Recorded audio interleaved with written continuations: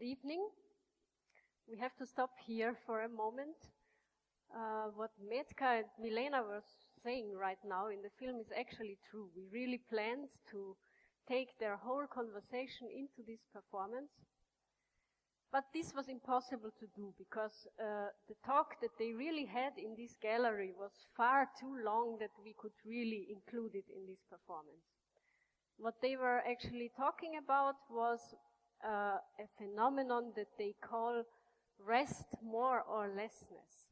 So they were talking about time, temporality, about how we deal with time, or better to say with the eternal shortness of time. And I would like to give you now a kind of compressed version of the talk that they had. And as it is much more condensed now, I will read this to you.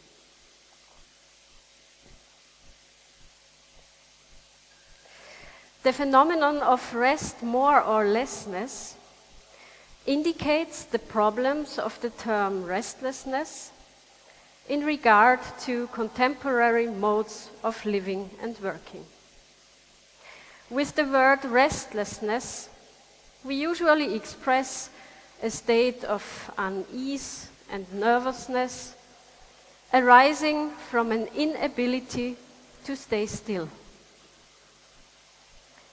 It is associated with hyperactivity and also used in quotidian conversations to describe the state of a person recently diagnosed with ADHD, Attention Deficit Hyperactivity Disorder, a syndrome characterized by difficulties in maintaining attention, hyperactivity, and impulsivity. A restless person is kind of flattened. Their attention is dispersed, their awareness low, and their senses dull. The term restlessness expresses the verbalized ideology that resting brings relaxation and release. But in the context of contemporary appropriations of all of our time, our working time, as well as our free time and holidays, etc., this is not always true. Resting is not necessarily resting at all, or it can be resting under pressure, which then actually causes permanent restlessness. Resting becomes an impossible task when a desire to rest is transformed into an obligation to rest more. A rest then turns into a controlled rest, demanded rest, prescribed or scripted rest, etc. Rest more or lessness emphasizes the disconnection of our state from our real condition. Rest more or lessness is a state of being at a distance, not due to a critical or cynical outlook on reality. We should consider this as a pseudo-distance, but because of regarding a certain displacement as a potentiality, as a way of living in the complexity of the present.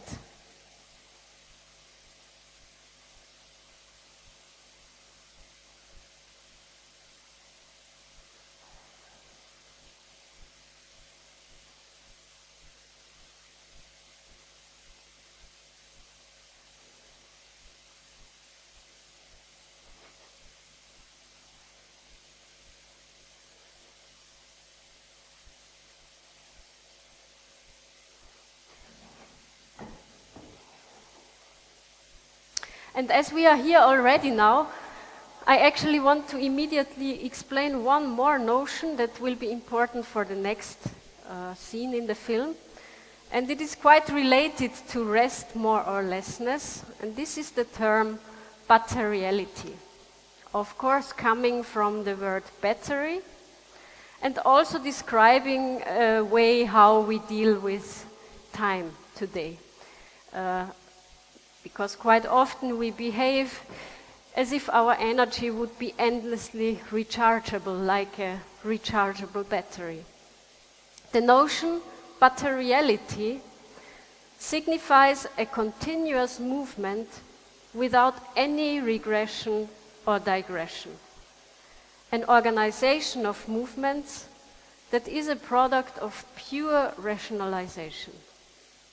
The specific quality of a movement in materiality is that it remains unaltered from the very beginning until its very end. There are no peaks or grande finales. There is no visible exhaustion that would have an influence on the way how the movements are executed.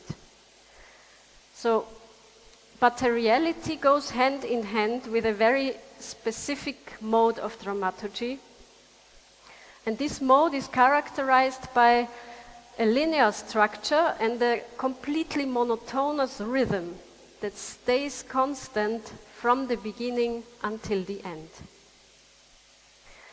Materiality is akin to the dreams and fantasies of the ideal post-human body of the early 20th century, especially in the USSR. And it is bound up with the notion of the rigid body of communism that imposed repeating identical movements as its norm. And instead of isolated objects or bodies, it is always a mess of bodies that is choreographed. This is something we can see very well, for instance, in the famous mess choreographies of the Tiller girls.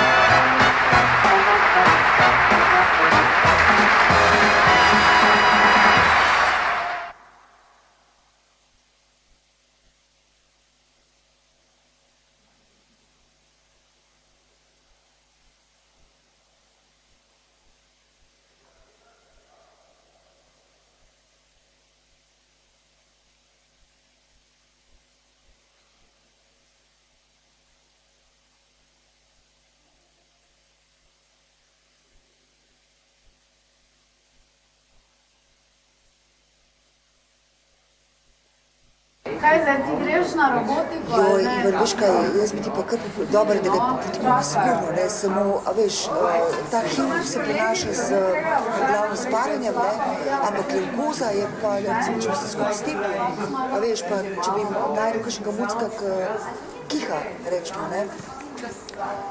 Mikrosporija se pokaže potem, ko je res že precej akutna, ne.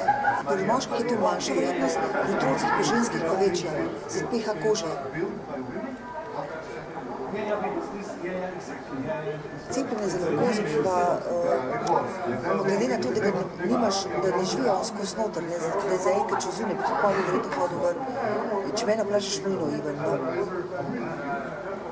Veš, če pomislim na Beretka, on si je nalezel pač v teku življenja, veš, ker je bil fajter, on je bil borc.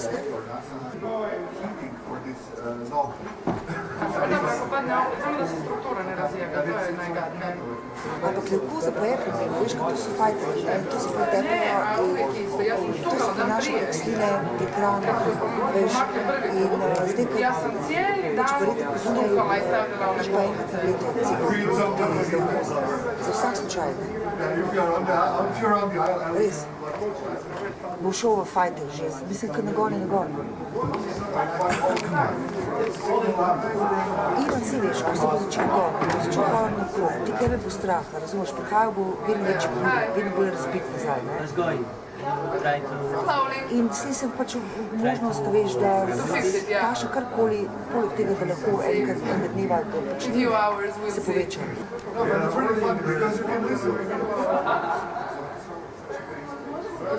A veš pa ne nazadnje, ti pa moraš pomisliti, kaj pa z vsemi tistimi kolekcijami, ki jih bo on tam se razplotil, ne? A veš?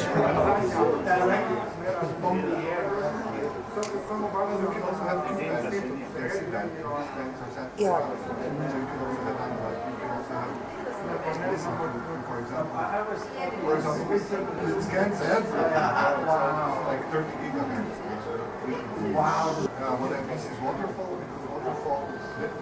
Točno to. A veš, to je skos, veš, treba je paziti, ako prišel kakšen druder na tvoje teren, ne? Pa se treba stepst, pa je treba une ženske medvati, razumeš, ne? Ta male samce klofat, ta velike klofat. In to jim skos dela ta kortizol se jim zloča. Veš? Tako da jaz bi na tvojem mestu to napravila, no? Vse to, kar sem ti zdaj rekla. Ja, joj, Ivan, zdaj pa jaz moram, zdaj se bo pa začel, ja. Ej.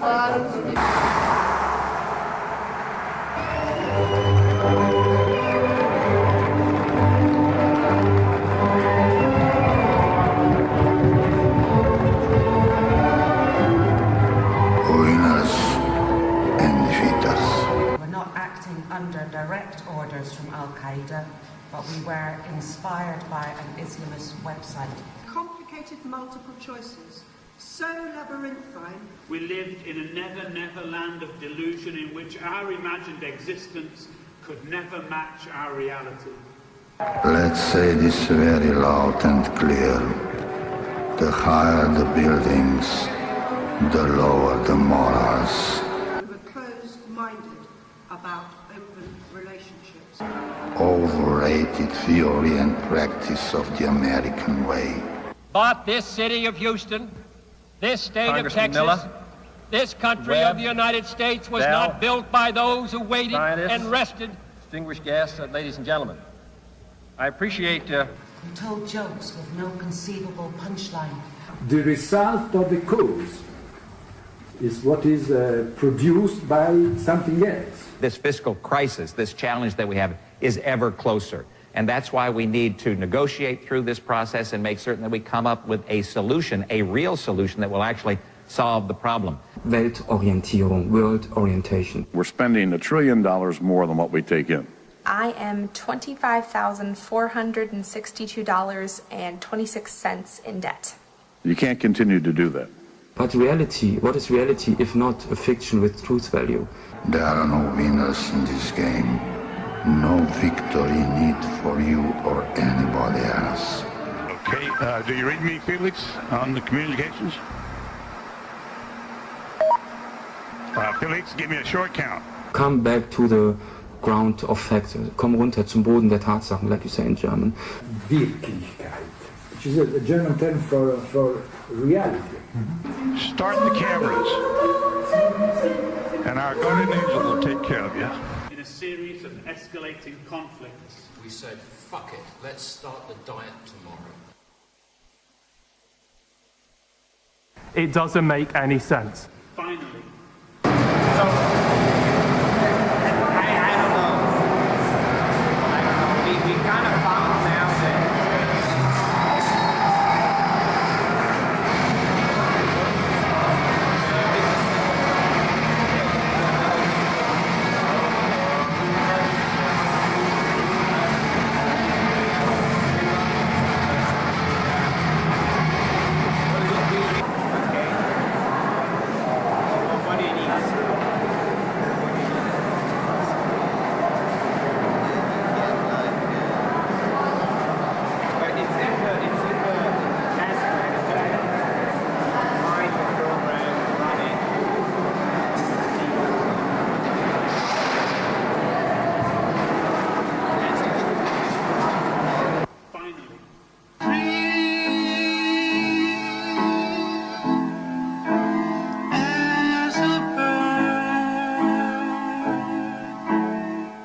There's a bird.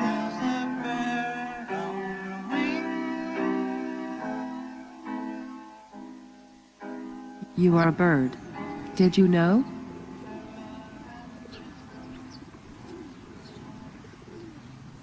I am not a bird. I think you're a bird. But birds have wings, where I have just only feet. Yes, but you also have just a shirt which covers the wings on your back. But I don't think that I am a bird. But you must be a bird, because I can hear bird noises chirping in the background. I'm sorry, but I just don't hear anything.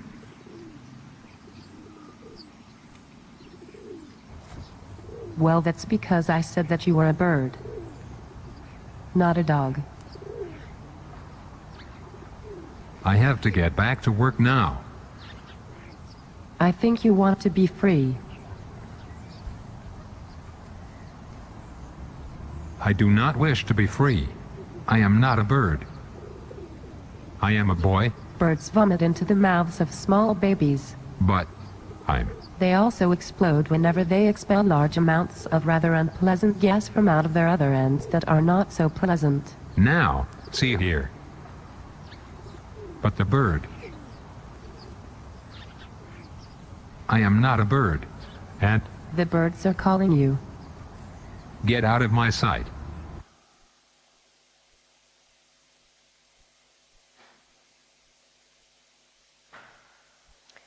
And I said,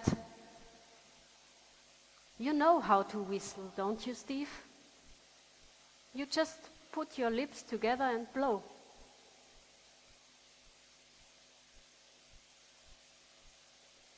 And she said, after all, tomorrow is another day. And I said, play it, Sam. Play as times go by.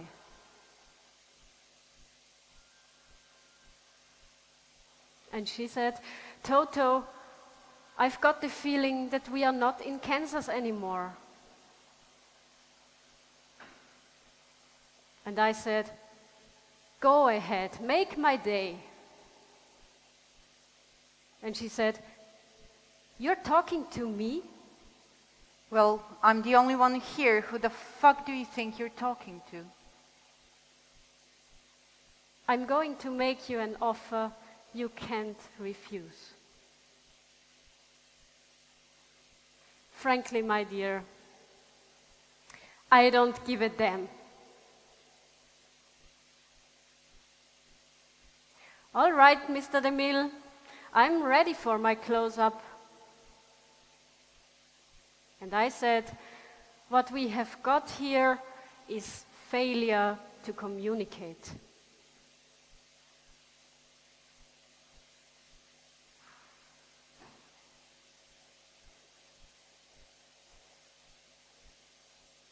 And she said, Louis, I think this is the beginning of a beautiful friendship. And I said, why don't you come up sometimes and see me? And she said, I see dead people. They are here. Is it safe? Listen to them. Children of the night, which music they make. And she said, listen to me, mister. You are my knight in shining armor. Don't you forget about it. You are going to get back on that horse, and I'm going to be right behind you, holding on tight. And away we are gonna go, go, go. And I said, I'll be back. And she said, you're gonna need a bigger boat. And I said, I will have what she's having. And she said, I want to be alone. Shane, come back. We'll always have Paris. Forget it, Jake. It's Chinatown. And she said, for example, I never could understand how people could consider learning a language without actually understanding its culture, and also without understanding the context in which a certain word is spoken. For example, if I say, 你为什么这么尴尬, is like something completely different as if I would say, 你为什么这么尴尬? And then you already get a certain kind of emotion, a certain kind of sentiment. You could guess whether the sentence was just a plain sentence, a statement, an exclamation, or a question. 就是说，一个文化的背景，你不能就说语言或者学语言的时候，你必须得学肯定的感觉，肯定的情绪，因为我觉得这也不是肯定的。不过我觉得，我说另外一个语言，我肯定的说的语言不一样，单词不一样，观念也不一样。我觉得我现在在说中国话，我觉得我的感觉是有点改变。不过这边还有一个危险，因为我觉得一个语言有肯定的本质的东西，本来的东西，那就可以是说一个文化也是这样子。所以我可以说两个文化的它的本质不一样，那就是一个危险的情况，我觉得。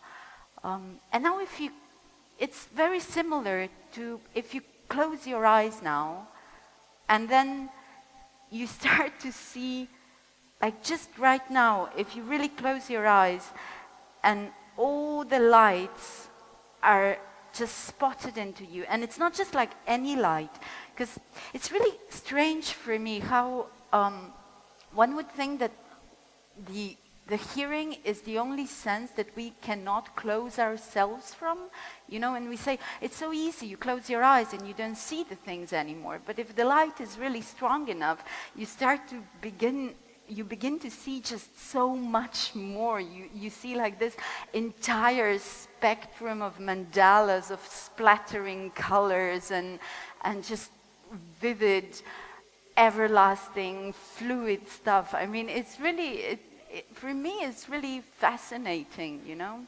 And about these differences, one thing that comes to mind is, you know how a lot of people would say that, well, guys can do a certain kind of things or a certain kind of work, and women can do a certain different kind of things better. You know, like people usually have prejudice that women are just better in languages and men are better in technological occupations. But this is like just so absurd. This is like complete prejudice. It's just a matter of what we're taught, you know, what we're told. It's just so simple, you know, like turning your computer on, you have to press the button, obviously, but it's not so obvious. And when you come to really detailed things, nothing is really obvious anymore. Like, even a banal thing as which direction a screw is wind or unwind. I mean, it seems simple, but, you know, someone would know only if someone is told. Come on, guys,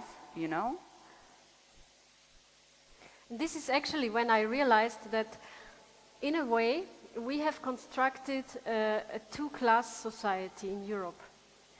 Because when I moved to Slovenia, I went to this office for foreign residents, and there is a big waiting room and this kind of machine where people have to take a number, and this number indicates when they are allowed to enter one of the offices. So I took one number and I sat down in the waiting room.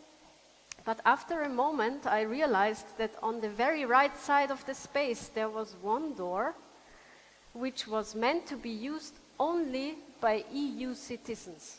So it was marked with a blue color around the door frame and yellow stars on it. And if you went to this door, you didn't have to wait at all. You could just, without taking a number, you could just enter the office. So after a moment of hesitation, I stood up and I went straight to this EU door. And I felt terrible because I saw all these people in the waiting room looking at me. Some of them were waiting for more than an hour already. So all the people that came from Bosnia, from Albania, from Bulgaria, from Romania, from Iraq, from Iran, from China. You know what? You really have to know where your point zero is. I mean, you have to always pay attention that all your lines start in the zero. This is like when you check your object, it has to have X, Y, and Z lines all starting in zero, because if you don't know where your object is orientated, then you lose it in space. I mean, if you work with digital space, this is not something that is self-evident. If you place something in the space, you place it wherever you want. Here, you have to really know where you begin. I mean, this is a completely different logic. And then the second point is that in virtual world, you cannot have any loose ends. I mean, when you, in virtual world, you can leave it, but when you want to translate it into a physical space, you cannot leave the void anymore. Void does not exist in a physical space. There's always something between the lines, like the network is always connected, so you have to pay attention that all the dots, all the lines in your objects are connected in the virtual space if you want to translate it. And then I think the third thing would be that it's really easy when you work on it to have, like, to make a mistake and put the same object at the same time at the same space. Because this is really possible to overlayer the same object in a virtual space, but when you put it in like a physical space, that cannot compute. So you have to make sure that you don't have a double object in the same layer. Just like go on the right side, you have like a bracket, and then you put it on another level, and it's fine, and you can like print it out, basically. And then I think this is also very important. Like the fourth thing is that sometimes I just have averbal days. You know, like it first happened to me when I was in a situation when I couldn't speak my mother tongue for over a year, basically. So I was operating with different secondary languages, and sometimes I just got such an information overflow that it was just like complete system error. It was like overload, overburned, and I just couldn't say anything anymore. You know, the words just wouldn't come out. It's a really bizarre feeling, I think.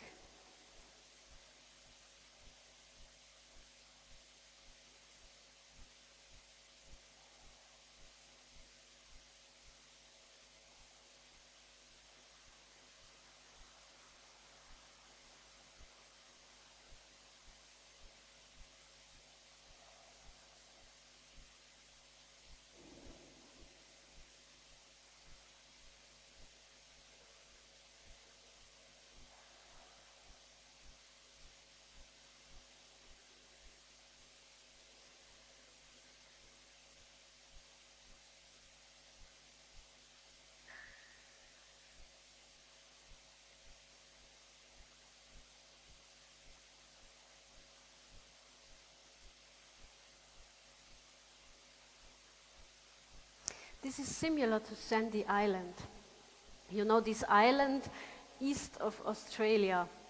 2 years ago, a group of American researchers and scientists decided to make an expedition to Sandy Island because there is almost nothing that we really know about this island. It is not known exactly how big it is. It is not known how the vegetation looks like on the island, which animals might live there, and so on. So they went to the east coast of Australia, and from there they went by ship. And after 2 days, they reached the point where Sandy Island is marked on all our maps. And what they saw when they reached this point was nothing but ocean, water. So they turned around, they went back to Australia, and they asked themselves how it is possible that there is an island that is marked on all the maps that we use worldwide, but in fact it doesn't exist at all. So they even talked with one representative of Google Maps, because also on Google Maps Sandy Island is marked, and it's not even a very small island. And he answered that the only way how he can explain this to himself is that this must have been a mistake of one cartographer, who knows when, that was then actually copied maybe for centuries. So this mistake of that cartographer must have been passed on from generation to generation. Oh, wow. I mean, this really reminds me of this group of artists who understand physical space completely different. If you think like this group of crazy graffiti artists, and you imagine that, you know, to do graffiti they would use like the outside walls of architecture and the structures, or doing like trying to overpaint each other, or, you know, to show respect to a real high achievement in how high they can climb or whatever. But what is really peculiar about this group is that they took the idea of public space really literally. So they didn't use any kind of open public space, but they use particularly galleries to do their graffiti action. But then there's this point of ethics, I think, that graffiti artists have, of respect towards older masters or some people that really do some really good stuff. And they all respect classical paintings. And what they did, they wanted to reinvent the way we are looking at pictures. So they didn't want to look at the picture, but they want to taste the picture in the literal sense of how we have like aesthetic taste. So what they did is they started to lick the paintings. And as you might know, this is one of the methods of preserving the old oil paintings as well. You know, you use spit because it has certain kind of enzymes that you can preserve it. So we can take a look at this example where you have like a picture of the nude, you know, and they would have like an entirely different way of looking at it, because obviously here you see that there's this painting that is obviously exploiting the woman's body. It's very, you know, trying to show all her physical attributes. She's turned with her back towards you, and she's showing a part of the breast and entire bottom and so on. I mean, she's really trying to be appealing, yet you can see that it's from like 1970s, so it's already, the woman is not idealized in the face. She has more of a character, I think.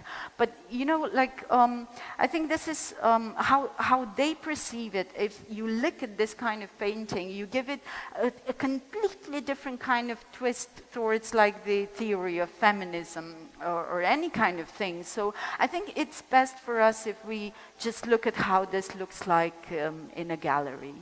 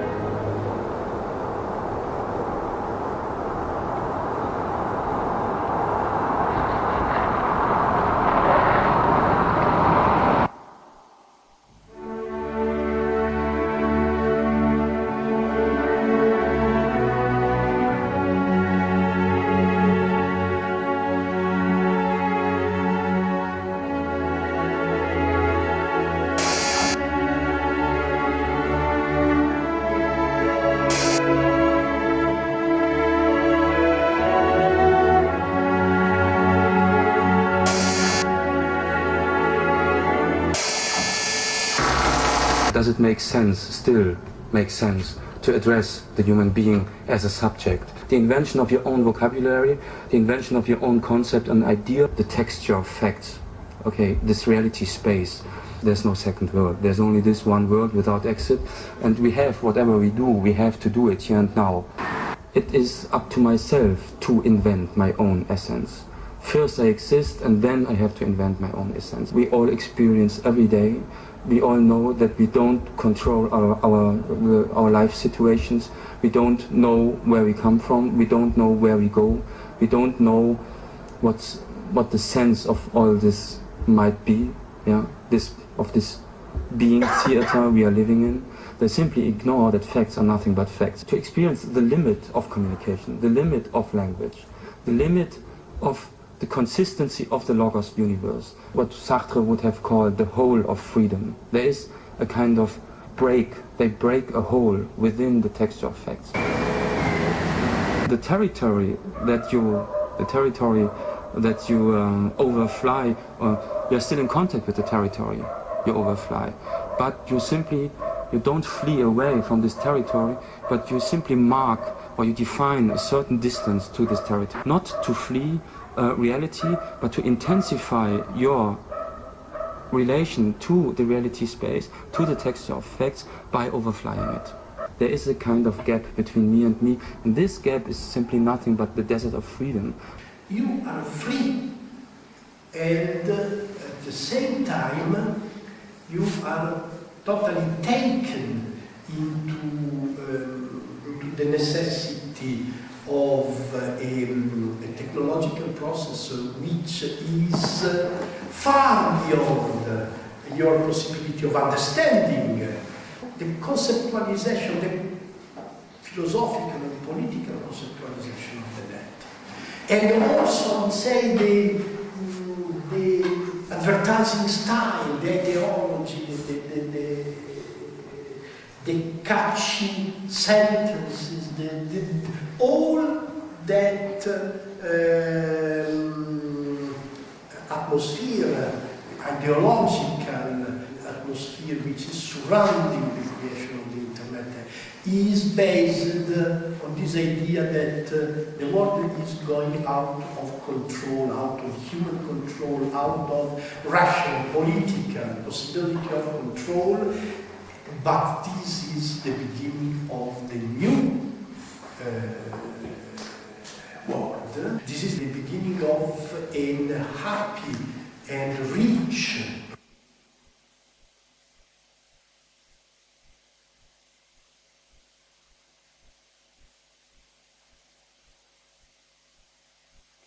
Meni je fascinantna ta nova generacija, ki so stari nekje med 20 in 30 let trenutno.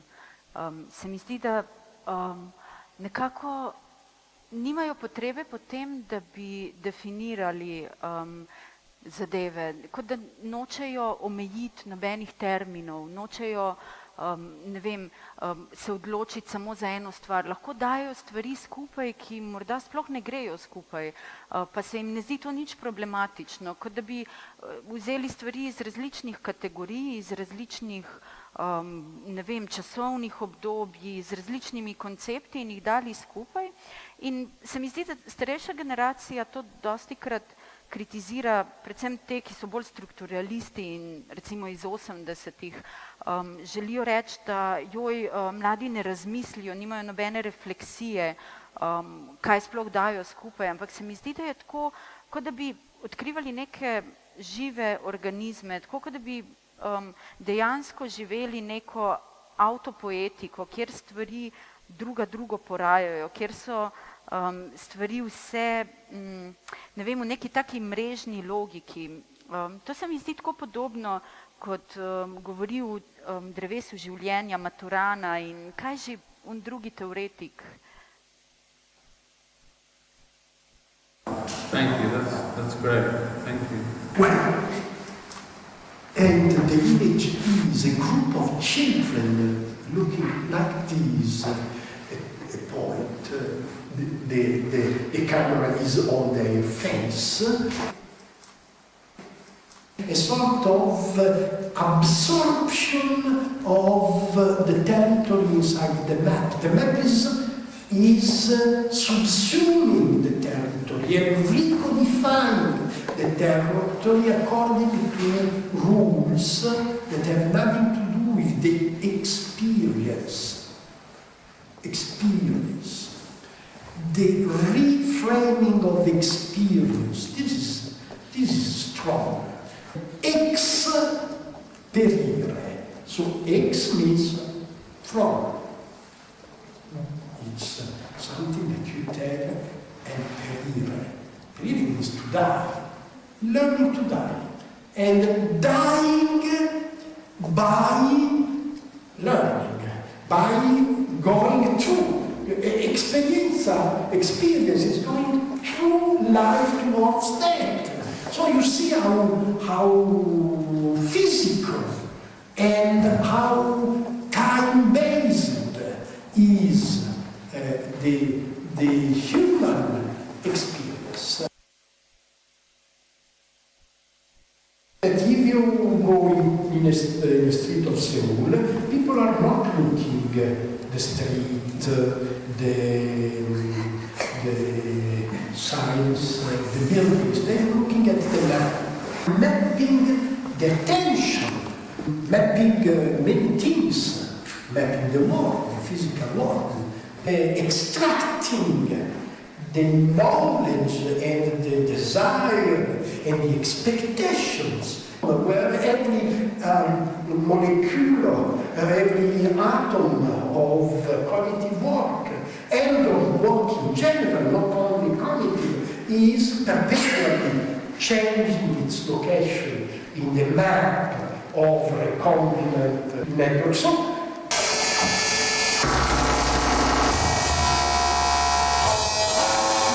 comme si au fond il y avait quelque chose de bon à se laisser surprendre, à laisser au fond les autres prendre ce qu'ils veulent. Enfin, it's too late. Voilà. Donc voilà, ça part. C'est ce qui se passe en ce moment.